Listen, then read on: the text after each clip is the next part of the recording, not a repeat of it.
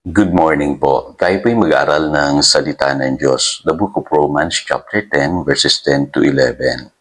Sapagkat sumasampalataya ang tao sa pamamagitan ng kanyang puso at sa gayon ay pinapawalang sala ng Diyos. Nagpapahayag naman siya sa pamamagitan ng kanyang labi at sa gayon ay naliligtas.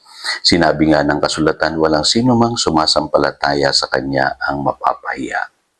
Confess what you believe. Alam niyo po, for many years ako po'y biktima ng wrong confession. Lagi kong sinasabi sa aking sarili na ako'y mahina, marupok, makasalanan, at masasakitin.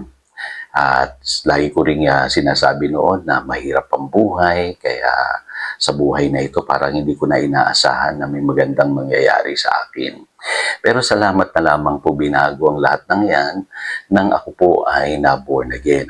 Naintindihan ko na mahalaga pala yung sinasabi natin o yung ating confession sa ating sarili.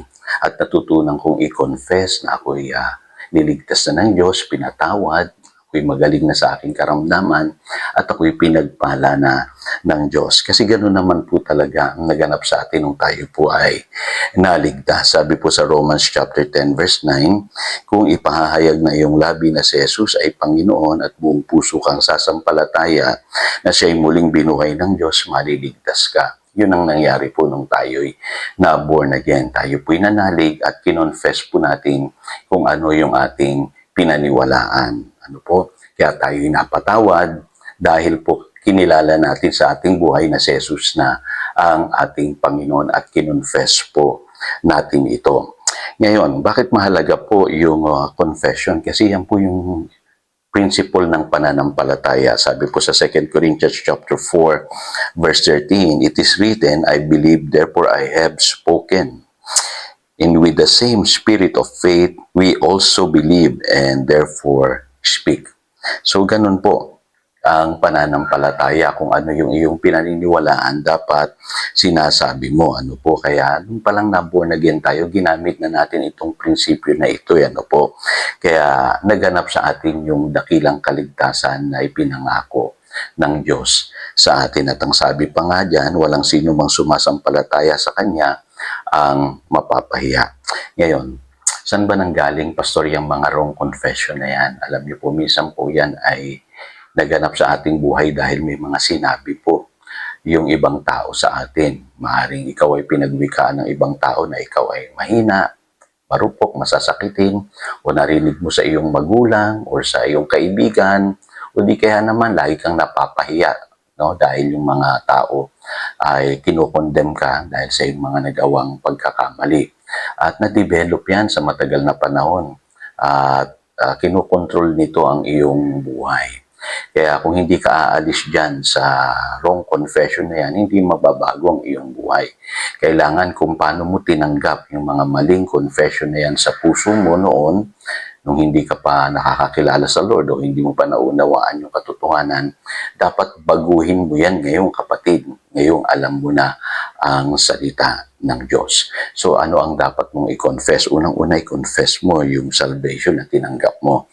Sabi sa Psalm 107 verse 2, let the redeemed of the Lord say so, whom He has delivered from the hand of the enemy. So malinaw sa Biblia, dapat i-confess natin yung ginawang pagliligtas sa atin ng Diyos. Yan po sinasabi ng Colossians chapter 1 verse 12. Lagi kayong magpasalamat sa Ama sapagkat minarapat niyang makabahagi kayo sa mga pangako ng Diyos para sa mga hinirang na nasa liwanag. So i-confess natin yung ating salvation. Pangalawa, i-confess natin yung ating inheritance. So napakahalaga na maintindihan natin kung ano yung ating inheritance sa Diyos, nung tayo po ay na-born again. Kasi sabi sa Romans chapter 8, verse 17, at yamang mga anak, tayo'y tagapagmana ng Diyos at kasamang tagapagmana ni Kristo. So, malinaw po sa Biblia, meron pala tayong minana.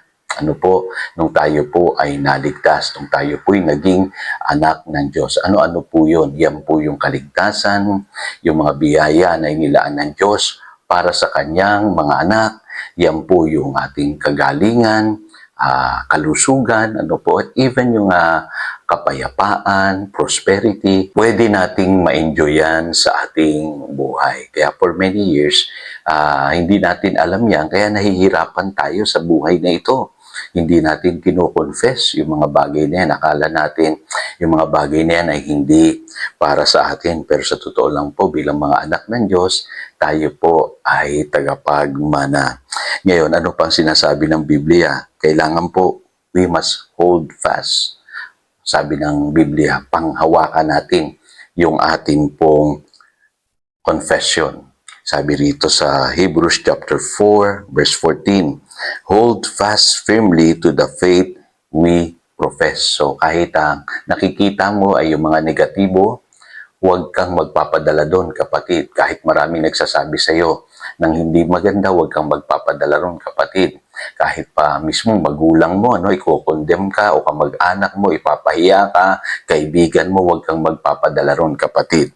Hold fast, sabi ng Biblia, hold firmly to the faith you profess. Kasi mahalaga po yun. Yun ang sabi ng Hebrews chapter 4, verse 14 at Hebrews chapter 10, verse 23. Ang sabi po dyan, magpakatatag tayo sa ating pag-asa at huwag nang mag-alinlangan pa sapagkat ang nangako sa atin ay maaasahan.